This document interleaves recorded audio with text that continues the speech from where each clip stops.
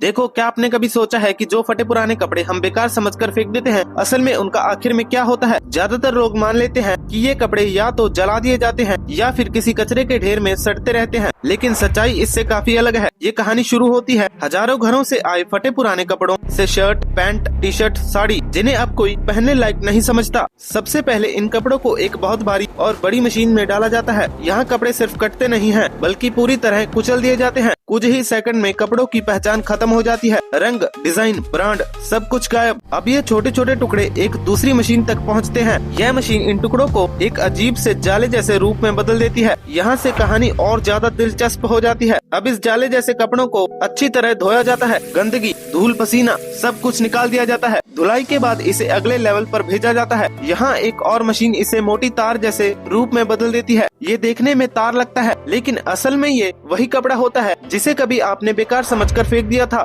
अब इस मोटी तार को बड़े बड़े कंटेनरों में भरकर एक और मशीन के पास ले जाया जाता है, और जैसे ही ये तार उस मशीन में जाती है, कुछ ही पलों में बदल जाती है छोटे छोटे धागों के गोल गोल गोले में। यही धागे आगे चलकर कंबल, दरी, कारपेट, मैट और कई सस्ते कपड़ों में इस्तेमाल होते हैं। मतलब साफ है, जो कपड़े कभी किसी का पुराना और बेकार था, वही किसी और की जरूरत बन जाता है। अब सवाल ये नहीं है कि कपड़े रिसाइकिल होते हैं या नहीं, सवाल ये है क्या हम कपड़े फेंकते वक्त कभी इसके सफर के बारे में सोचते भी हैं? क्योंकि हो सकता है आपका आज का फटा हुआ कपड़ा कल किसी और की जिंदगी का हिस्सा बन जाए।